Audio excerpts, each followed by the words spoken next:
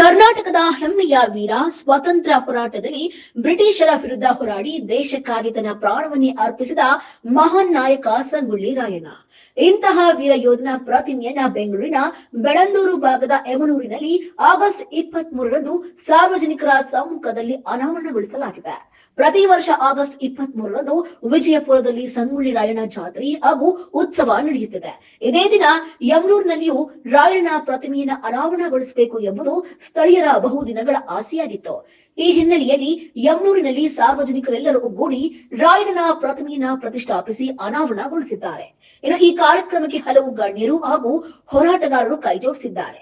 Jayaprakash JP, ಮಾಜಿ corporator Marathahalli ward CJ Lokesh, BJP Mahadevapura ಕ್ಷೇತ್ರದ ಪ್ರಧಾನ ಕಾರ್ಯದರ್ಶಿ ವೆಂಕಟೇಶ್, ಕೆರೆ ಹೋರಾಟಗಾರರು ಆದಂತಹ ಯಮನೂರಿನ ರಘು, ಸಮಾಜ ಸೇವಕ ಯಮನೂರಿನ ಬಸವರಾಜ್, ಮಹದೇವಪುರ ಸ್ಲಂ ಮೋರ್ಚಾ ಪ್ರಧಾನ ಕಾರ್ಯದರ್ಶಿ ರಾಕೇಶ್ ರಾಕಿ, ಸಮಾಜ ಸೇವಕ ಯಮನೂರು ರವಿಕುಮಾರ್, ಮಾರತಹಳ್ಳಿಯ ವಾರ್ಡ್ ಸ್ಲಂ ಮೋರ್ಚಾ ಅಧ್ಯಕ್ಷರು ಸೇರಿದಂತೆ ಹಲವರು ಕಾರ್ಯಕ್ರಮಕ್ಕೆ ಸಾಥ್ ನೀಡಿದ್ದಾರೆ. ಅಷ್ಟೇ ಅಲ್ಲದೆ ರಾಯಣ್ಣ ಗೆಳೆಯರ ಬಳಗ ಕೂಡ ಕಾರ್ಯಕ್ರಮದ ಯಶಸ್ಸಿಗೆ ಪ್ರಮುಖವಾಗಿ ಕೈಜೋಡಿಸಿದೆ. ಸಂಗೊಳ್ಳಿ ರಾಯಣ್ಣ ಆದರ್ಶ, ದೇಶ ಪ್ರೇಮ ಹಾಗೂ ಹೋರಾಟದ ಬದುಕನ್ನ ಮುಂದಿನ ಪೀಳಿಗೆಗೆ ಪರಿಚಯಿಸುವ ನಿಟ್ಟಿನಲ್ಲಿ ಯಮನೂರಿನಲ್ಲಿ ಪ್ರತಿಮೆ ಅನಾವರಣಗೊಂಡಿರುವುದು ಸ್ಥಳೀಯರಲ್ಲಿ ಹೆಮ್ಮೆಯ ಭಾವನೆ ಮೂಡಿಸಿದೆ. ಸಂಗೊಳ್ಳಿ ರಾಯಣ್ಣರವರ 230ನೇ ಹುಟ್ಟುಹಬ್ಬದ ಅಂಗವಾಗಿ ಹೋದ ವಾರ ಪೂಜೆ ಮಾಡಿದ್ವಿ, ಗುದ್ಲಿ ಪೂಜೆ. ಒಂದೇ ವಾರದಲ್ಲಿ ಇವತ್ತು ಬಿಜಾಪುರಲ್ಲಿ ಸಂಗೊಳ್ಳಿ ರಾಯಣ್ಣನ ಜಾತ್ರೆ ನಡೀತಿದೆ. ಅದರ ಅಂಗವಾಗಿ ಇವತ್ತೇ ಪ್ರತಿಷ್ಠಾಪನೆ ಮಾಡಬೇಕು ಅಂತ ಯಮನೂರು ಯುವಕರಿಂದ ಎಲ್ಲ ಬಳಗದವರು ಸೇರಿ ಪ್ರತಿಷ್ಠಾಪನೆ ಮಾಡಿದ್ದಾರೆ. ಜೈ ರಾಯಣ್ಣ. ನಮಸ್ತೆ. ಯಮನೂರಿನ ಗ್ರಾಮ ನಿವಾಸಿಯಾದ ಮಂಜೇಶ್ ರಾಜಣ್ಣ ಅಂತ. ಇವತ್ತು ಏನು ನಮ್ಮೂರಲ್ಲಿ ಸಂಗೊಳ್ಳಿ ರಾಯಣ್ಣ ಮಾಡಿದ್ದಾರೆ, ಸ್ವಾತಂತ್ರ್ಯಕ್ಕೋಸ್ಕರ ಹೋರಾಡದಂಥ ಧೀಮಂತ ವ್ಯಕ್ತಿಗಳಲ್ಲಿ ಸಂಗೊಳ್ಳಿ ರಾಯಣ್ಣನ ಒಬ್ಬರು. ಇಂಥ ಮಹಾನ್ ವ್ಯಕ್ತಿತ್ವದ ಒಂದು ಪುತ್ಥಳಿ ನಮ್ಮ ಭಾಗದಲ್ಲಿ ನಮ್ಮೂರಲ್ಲಿ ಪ್ರತಿಷ್ಠಾಪನೆ ಆಗ್ತಾಯಿದೆ. ಅದೆಲ್ಲ ನಮ್ಮೂರಿಗೆ ಹೆಮ್ಮೆ ತರುವಂಥ ವಿಷಯ. ಈ ಸುತ್ತಮುತ್ತ ಹೊರತೂರು ಮಹದೇವಪುರ ಕ್ಷೇತ್ರದಲ್ಲೇ ಸಂಗೊಳ್ಳಿ ರಾಯಣ್ಣನ 2ನೇ ವಿಗ್ರಹ ಇದು ಪುತ್ಥಳಿ ಇಡ್ತಾ ಇರೋದು. ನಮ್ಮೂರಲ್ಲಿ ಯಾರ್ಯಾರು ಇದಕ್ಕೆ ಕಷ್ಟಪಟ್ಟು ಹೋರಾಡಿದಂಥ ಹುಡುಗರು ಆ ಸಮಾಜಕ್ಕೆ ಗೌರವ ತಂದು, ಇಡೀ ಊರಿಗೆ ಗೌರವ ತಂದು, ಇಡೀ ಕ್ಷೇತ್ರದ ಸಮುದಾಯಗಳಿಗೆ ಗೌರವ ತಂದು ಒಂದು ಒಗ್ಗಟ್ಟಾಗಿ ಎಲ್ಲರೂ ಹೋಗೋ ಥರ ಒಂದು ತುಂಬ ಒಳ್ಳೆ ಕೆಲಸ ಮಾಡಿದ್ದಾರೆ ಕ್ಷೇತ್ರದಲ್ಲಿ. ಅವರೆಲ್ಲರಿಗೂ ಒಳ್ಳೆಯದಾಗಲಿ.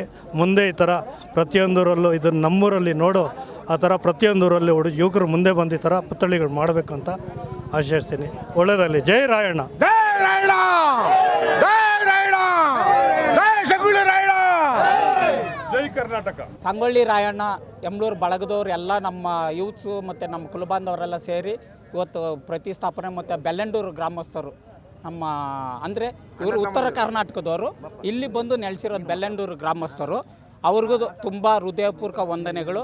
ಎಲ್ಲರೂ ಸಹಕರಿಸಿ ನಮ್ಮ ಸಂಗೊಳ್ಳಿ ರಾಯಣ್ಣನ ಪುತ್ಥಳಿ ಅನಾವರಣ ಮಾಡಿದ್ದಕ್ಕೆ ತುಂಬ ಧನ್ಯವಾದಗಳು. ಎಲ್ರಿಗೂ ನಮಸ್ಕಾರ. ನಮ್ಮ 3 ವರ್ಷದಿಂದ ನಾವು ಮಾಡ್ಬೇಕು ಅಂದ್ಕೊಂಡ್ಬಿಟ್ಟಿದ್ವಿ. ಇಲ್ಲಿ ಯಮನೂರು ಹತ್ರ ನಾವು ಬಂದಾಗ ಬರೀ ಕೆಂಪಾಗಿದ್ದು ಮೆಜೆಸ್ಟಿಕ್ ಹೋಗ್ತಾಯಿದ್ವಿ. ಇಲ್ಲಿ ಒಂದು ಪ್ರತಿಮೆ ನೋಡಿಬಿಟ್ಟು ಇಲ್ಲಿ ಮಾಡೋಣ ಅಂತ ಹೇಳ್ಬಿಟ್ಟು ಇಲ್ಲಿನ ನಮ್ಮ ಅಣ್ಣಂದರಿಗೆ ಹೇಳಿದ್ವಿ. ಅದಾದ ತಕ್ಷಣ ಅವರು ಅದನ್ನು ತೊಗೊಂಡ್ಬಿಟ್ಟು ಮಾಡೋಣ ಮುಂದಿನ ವರ್ಷ ಅಂತ ಹೇಳಿದರು. ಅದೇ ಮುಂದಿನ ವಾರದಿನ ಅವರು ಗುದ್ಲಿ ಪೂಜೆ ಮಾಡಿಬಿಟ್ಟು ಒಂದೇ ವಾರದಲ್ಲಿ ಮಾಡಿದ್ದಾರೆ. ನಮಗೆ ತುಂಬ ಖುಷಿ ಆಗ್ತಾಯಿದೆ. ಹಿಂಗೆ ಬೆಂಬಲವಾಗಿರಲಿ, ಇನ್ನು ಮುಂದೆ ಬೆಳವಣಿಗೆ ಮಾಡೋಣ ಅಂತ ಇಷ್ಟು ಹೇಳಿ ಇದು ಮಾಡ್ತೀವಿ. ಜೈ ರಾಯಣ್ಣ. ಜೈ ಚೆನ್ನಮ್ಮ. ಕರ್ನಾಟಕ ರಾಜ್ಯದ ಹೆಮ್ಮೆಯ ನಮ್ಮ ಸಂಗೊಳ್ಳಿ ರಾಯಣ್ಣನವರ ಪ್ರತಿಮೆಯನ್ನು ಇವತ್ತು ಯಮನೂರಿನಲ್ಲಿ ಅನಾವರಣ ಮಾಡಿದ್ದಾರೆ. ಎಲ್ಲ ಯುವಕರು ಸೇರಿ ನಮ್ಮ ಸಂಗೊಳ್ಳಿ ರಾಯಣ್ಣನವ್ರನ್ನ ಇಂದು ನೆನೆಸ್ಕೊಳ್ತಾ ಇದ್ದಾರೆ. ಸ್ವತಂತ್ರಕ್ಕಾಗಿ ಅಂದು ಹೋರಾಡಿದ್ದ ಮಹಾನೀಯ ನಮ್ಮ ಸಂಗೊಳ್ಳಿ ರಾಯಣ್ಣ ಅವರ ಪ್ರತಿಮೆಯನ್ನು ಇವತ್ತು ಯಮನೂರಲ್ಲಿ ಎಲ್ಲ ಯುವಕರು ಸೇರಿ ಆ ಪ್ರತಿಮೆಯನ್ನು ಇವತ್ತು ವಿಜೃಂಭಣೆಯಿಂದ ಅವರು ಪ್ರತಿಮೆನ ಇವತ್ತು ಯಮನೂರು ಸರ್ಕಲಲ್ಲಿ ಇಟ್ಟಿದ್ದಾರೆ. ಇಟ್ಟು ಅವರ ದೇಶಭಕ್ತಿ ಪ್ರೇಮನ ಎಲ್ಲರೂ ನೆನೆಸುವಂಥ ಕಾರ್ಯಕ್ರಮ ಮಾಡ್ತಾಯಿದ್ದಾರೆ. ಇದು ಇವತ್ತು ಸಂಗೊಳ್ಳಿ ರಾಯಣ್ಣ ಅವ್ರದ್ದು ಯಮನೂರಿನ ರಾಯಣ್ಣ ಗೆಳೆಯರ ಬಳಗದಿಂದ ಈ ಕಾರ್ಯಕ್ರಮ ಮಾಡ್ತಾಯಿದ್ದಾರೆ.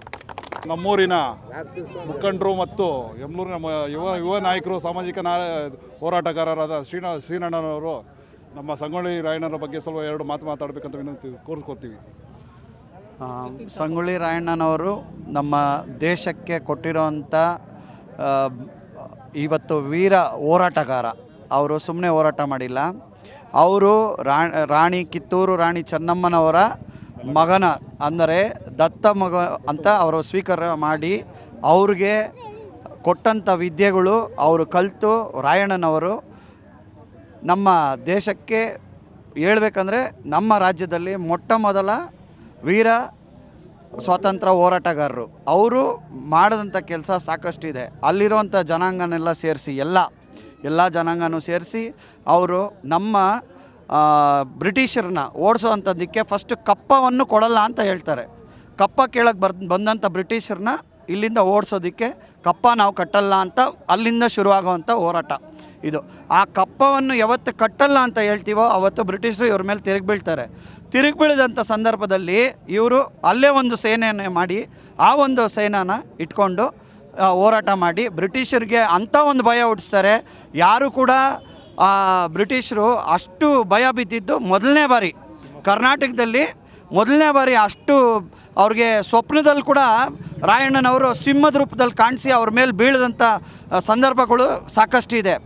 ಆ ಒಂದು ಸಂದರ್ಭದಲ್ಲಿ ನಮ್ಮವರೇ ರಾಯಣ್ಣನವ್ರನ್ನ ಮೋಸ ಮಾಡಿ ಇದು ಹತ್ಯೆ ಮಾಡ್ತಾರೆ. ಅದಕ್ಕೆ ಗಲ್ಲಿಗೆ ಏರ್ಸೋಕ್ಕೆ ಮುಂಚೆ ಅವ್ರಿಗೆ ಹತ್ಯೆ ಮಾಡೋ ಅಂಥದ್ದನ್ನು ನಮ್ಮವರೇ.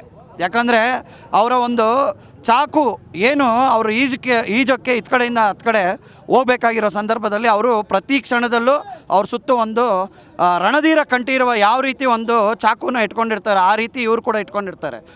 ಸೊಂಟ ಸುತ್ತ ಕಟ್ಕೊಂಡಿರ್ತಾರೆ. ಆ ಒಂದು ಚಾಕುನ ಇವರು ಸ್ನೇಹಿತ ಒಬ್ಬ ತಗೊಂಡು ಅವರಲ್ಲೇ ಇರುವಂಥ ಸ್ನೇಹಿತರು ತಗೊಂಡು ಮಾಡೋವಂಥ ಕೆಲಸ. ಅವತ್ತು ರಾಯಣ್ಣನವ್ರನ್ನ ಬ್ರಿಟಿಷ್ ಅವ್ರು ಬಂಧಿಸ್ತಾರೆ. ನಮಗೆ ತುಂಬ ನೋವಾಗತ್ತೆ. ಆ ಒಂದು ವಿಷಯ ನಾವು ಬರೀ ಚಿತ್ರದಲ್ಲಿ ನೋಡೇ ನಮ್ಗೆ ಅಷ್ಟು ಸಂಕಟ ಆಗುತ್ತೆ. ನಮ್ಮವ್ರು ಇಂಥ ಒಂದು ದುರ್ದೈವ ಇಂಥ ಒಂದು ಕೆಲಸಕ್ಕೆ ಕೈ ಇಟ್ಟಿದ್ದಾರೆ ಅಂತ.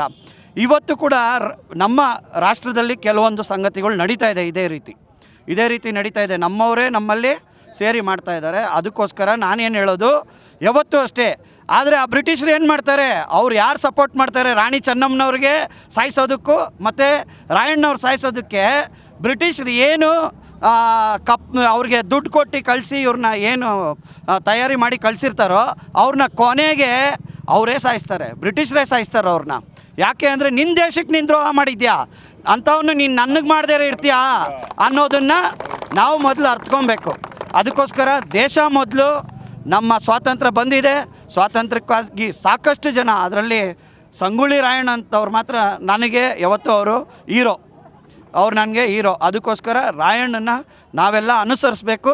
ನಾವೆಲ್ಲ ಗಟ್ಟಿ ನಿರ್ಧಾರದಿಂದ ರಾಯಣ್ಣವ್ರನ್ನ ದಿನನಿತ್ಯ ನೆನೆಸ್ಕೊಬೇಕು. ಸ್ವಾತಂತ್ರ್ಯಕ್ಕೆ ಯಾರ್ಯಾರು ಹೋರಾಟ ಮಾಡಿದಾರೋ ಅವ್ರನ್ನೆಲ್ಲ ನೆನೆಸ್ಕೊಂಡ್ಲೇಬೇಕಾಗತ್ತೆ. ಸುಭಾಷ್ ಚಂದ್ರ ಬೋಸ್ ಆಗಿರ್ಬೋದು, ರಾಣಿ ಚೆನ್ನಮ್ಮನವರಾಗಿರ್ಬೋದು, ಸಾಕಷ್ಟು ಜನ, ವೀರ್ ಸಾವರ್ಕರ್ ಆಗಿರ್ಬೋದು, ಸಾಕಷ್ಟು ಜನ, ಭಗತ್ ಸಿಂಗು, ರಾಜ್ಗುರು, ಸುಖದೇವ್, ಸಾಕಷ್ಟು ಜನ ಇದ್ದಾರೆ. ಸೊ ಇವತ್ತು ನಮಗೆ ಒಂದು ಸಂತೋಷ ತಂದಿದೆ. ಇವತ್ತು ರಾಯಣ್ಣವ್ರ ಪುತ್ಲಿ ಇಲ್ಲಿ ಇಟ್ಟಿದ್ದಾರೆ. ಅದಕ್ಕೋಸ್ಕರ ನಾವೆಲ್ಲ ಇವರಿಗೆ ಧನ್ಯವಾದಗಳನ್ನ ಅರ್ಪಿಸ್ತಾ ಇದ್ದೀನಿ.